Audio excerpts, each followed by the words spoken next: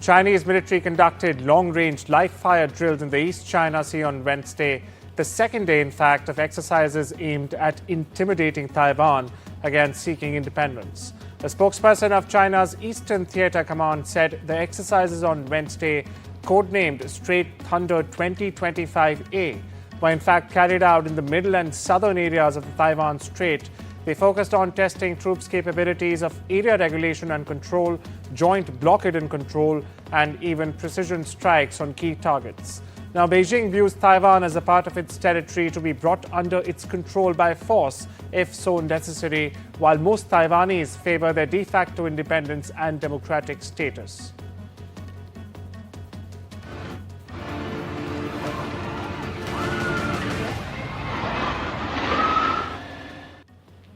Myanmar's junta has dismissed calls for a ceasefire as clashes with armed resistance groups intensify. Over 2,800 people have been killed so far, with hundreds still missing. On the other hand, armed groups, or the EAOs, the ethnic armed organizations, continue to push for a ceasefire, but violence is still persisting. In a concerning development, the junta has reportedly fired at an aid convoy, further deepening the humanitarian crisis.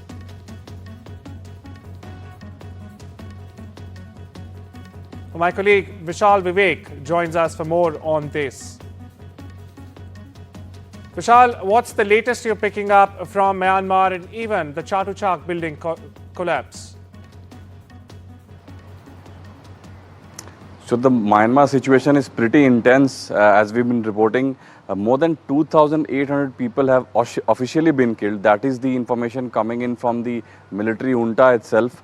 But as we've been reporting, it's quite difficult to believe in that information because they have known to be, spreading misinformation. So that will have to be rechecked again and again because the 7.7 magnitude earthquake that struck Myanmar is quite devastating. Almost all of Mandalay, which is the second largest city of Myanmar, has been destroyed.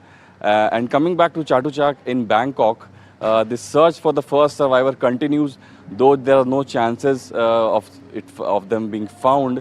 They have pulled out one body since last night, making that the 15th victim officially, although they have said that they have found many more bodies, but they have not been able to locate them, reach to them. And on the other hand, there are some new findings that the government has come up with. So at least 3,000 buildings were damaged due to that tremor that shook Bangkok last Friday.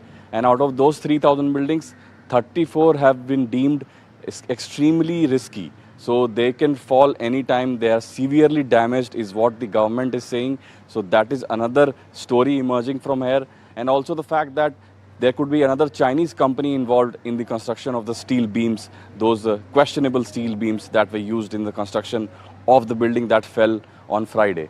So a lot of parallel things around happening, 3,000 inquiries happening.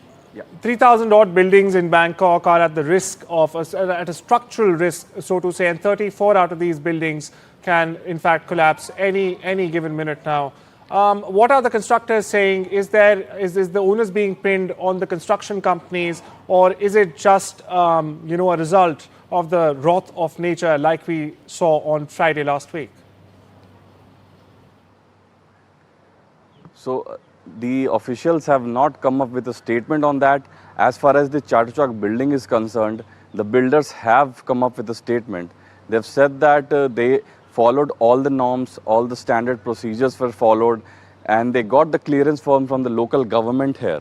So they are in effect blaming the local government that if you thought they couldn't go ahead with the construction of the building, why did you give us the clearance? So they are not ready to accept the blame, and they are passing the ball to other courts. This is just a blame game going on, very typical of any disaster of such magnitude. Whenever such a thing happens, these things do tend to follow these disasters. So that is what is happening here in Bangkok. The blame game is happening, and two Chinese companies could be at the center of this huge magnitude of disaster. Well, thank you so much for that update, Vishal. I request you to actually stay on, as there's another development from Bangkok. We have viewers, leaders from the BIMSTEC nations are in fact also attending the BIMSTEC summit in Bangkok. Now, PM Narendra Modi will also be attending the summit on the 4th of April, where leaders will focus on strengthening maritime cooperation. Now, the regional bloc, which includes India, Nepal, Bangladesh, Sri Lanka, Bhutan, Myanmar and Thailand, will discuss trade, security and regional cooperation. My colleague Vishal continues to be with us. Vishal, this BIMSTEC meet, the maritime meet, is really important considering the recent comments by Mohammad Yunus and the likely meeting between PM Modi and Yunus. What's the latest you're picking up? Is it likely for these leaders to meet, especially after Yunus's much provocative statement, really concerning the 7 Northeast sister states? Well, that will have to be seen. It's still, these rumor mills have been swirling that there could be a meeting, there couldn't be a meeting. That the fact that there was a request sent from Bangladesh, what happened to that? All of these things have been, hovering over people. That the questions are still to be answered, and nobody seems to have concrete answers to that. But we will soon have that answer when PM Modi visits Thailand tomorrow. That we could have that definitive answer then, only then. On the other hand, the BIMSTEC leaders are meeting today as well. Some of the leaders are already here, and there are some parallel meetings going on of former leaders of BIMSTEC countries, and we are at one of those events. And there seems to be one common thread connecting these leaders. They seem to be saying that not much has been done to step up this BIMSTEC group to the next level. It still remains a dormant group. It's been in existence for almost 3 decades now, but not much has been done on developing this group to the scale of what you can say ASEAN or SAARC. It still remains, it still flows under the radar. Not many people know about BIMSTEC. So these questions are still being asked. We will have more answers when leaders arrive tomorrow for this conference. Well, there's strong undercurrents, of course, ahead of this summit this year. Thank you so much for getting us the latest, Vishal, all the way since last Friday. Moving on, now the White House has confirmed that President Donald Trump will move forward with new tariffs starting Wednesday, escalating concerns of a global trade war. While details still remain unclear, it's the 11th hour now. Trump is set to announce reciprocal tariffs and a 25% duty on auto imports as well. Countries like Canada and Mexico are already preparing countermeasures. Meanwhile, market experts are also warning that these tariffs could very well drive inflation and slow down global economic growth. My colleague Sakshi Bajaj, in fact, brings you more on this. US President Donald Trump's favorite word, tariffs, of course, has got everyone thinking, so what really are tariffs? Now, tariffs are essentially taxes charged on goods imported from other countries. Companies that bring foreign goods into the country have to pay taxes. Now, US President Donald Trump believes that tariffs will encourage US consumers to buy more American-made goods altogether. However, economists believe that, look, tariffs will increase prices for US consumers, and they believe that US firms may also decide to import fewer foreign goods then. This, remember, will impact inflation further, and rising inflation remains a key concern as far as economists are concerned for the US economy in particular.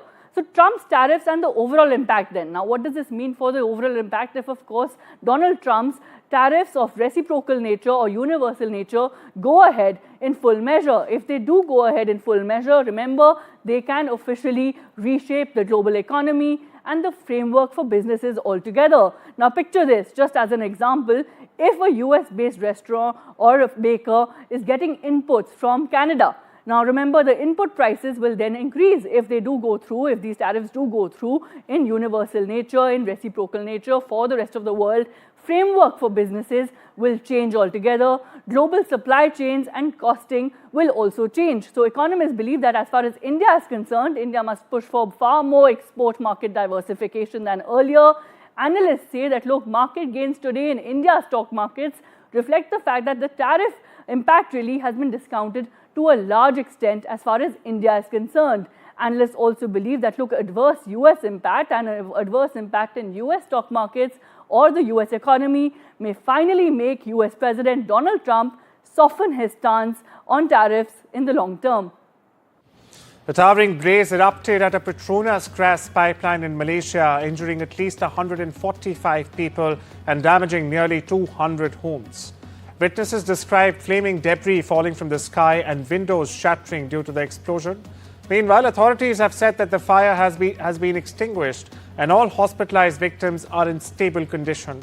Meanwhile, Prime Minister Anwar Ibrahim has assured Petronas and the government, in fact, will take full responsibility for restoration, which could take a year or even longer.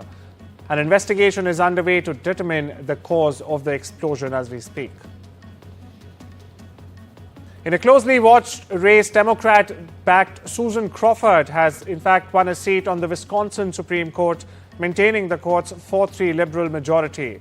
The race became the most expensive judicial contest in U.S. history, with over $90 million spent. Conservative candidate, on the other hand, Brand Schimmel, backed by President Donald Trump and billionaire Elon Musk, conceded after trailing by 10 percentage points. The court is set to rule on key issues like voting rights, abortion, and labor laws as well. Meanwhile, 2 Trump-backed Republicans secured House seats in the Florida special elections. Over in West Asia, the US has imposed sanctions on entities and individuals in Iran, the UAE, and China, whom it accuses of being part of an Iranian weapons procurement network, as Donald Trump seeks to ramp up pressure on Tehran. The Treasury Department, the US Treasury Department, in fact, announced sanctions on 6 entities and 2 individuals in action taken in coordination with the US Justice Department. They've been accused of responsibility for procurement of unmanned aerial vehicles, or UAVs, as they are called, their components, on behalf of a leading manufacturer for Iran's drone program. Russian President Vladimir Putin's close advisor Kirill Dmitriev is reportedly expected to visit Washington this week for talks on Ukraine with President Donald Trump's envoy Steve Witkoff. He'll be the most senior Russian visitor to Washington since the 2022 invasion of Ukraine.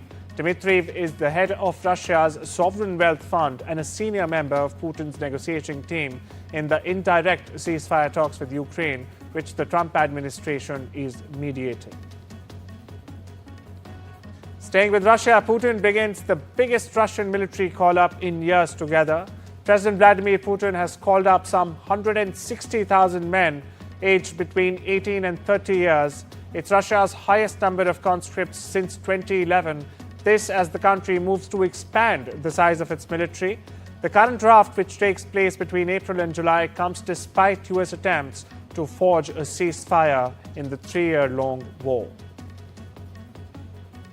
US federal prosecutors are seeking the death penalty against the man accused of fatally shooting United Healthcare CEO Brian Thompson outside a Manhattan hotel on the 4th of December in New York. The US Attorney General Pam Bondi said on Tuesday. Mangione is facing both state and federal charges in connection with Thompson's killing. He has pleaded not guilty to the state charges and has not even entered a plea to the federal ones. The maximum punishment, in fact, on the state charges is life in prison. Indian-American Jay Bhattacharya has officially assumed the office as the 18th director, in fact, of the U.S. National Institutes of Health, or the NIH, nominated by President Donald Trump last November and confirmed by the Senate last month. Dr. Bhattacharya will oversee the country's top medical research agency. He aims to restore public trust in science and focus on tackling chronic diseases like cancer, heart diseases, and diabetes. A Stanford professor and health economist, Dr. Bhattacharya gained prominence during the pandemic for co-authoring the Great Barrington Declaration, advocating for reopening schools while protecting vulnerable populations. Chile's President Gabriel Boric has praised Prime Minister Narendra Modi's global leadership, calling him a key geopolitical player. Speaking in New Delhi during his state visit, Boric highlighted India's growing influence, noting and underlining PM Modi's ability to in fact engage with world leaders across political divides. The visit also marks 76 years of the India-Chile diplomatic ties, with both nations signing agreements on cultural exchange, Antarctic research and trade. Boric is set to visit Agra, Mumbai and Garden City, Bengaluru during his trip. Speaking of trips, Finance Minister Nirmala Sitharaman will embark or visit London from the 8th to the 10th of April, where discussions on the proposed India-UK Free Trade Agreement and the bilateral investment treaty are expected to take centre stage. The Finance Minister is also likely to meet UK Chancellor of the Exchequer Rachel Reeves and other British ministers during the visit. Now, the talks, which resumed in February after an 8-month break or hiatus, focus on market access for Indian students and professionals, with the UK seeks tariff cuts on goods like Scotch whisky and electric vehicles. Bilateral trade between the two nations rose to $21.34 billion last year.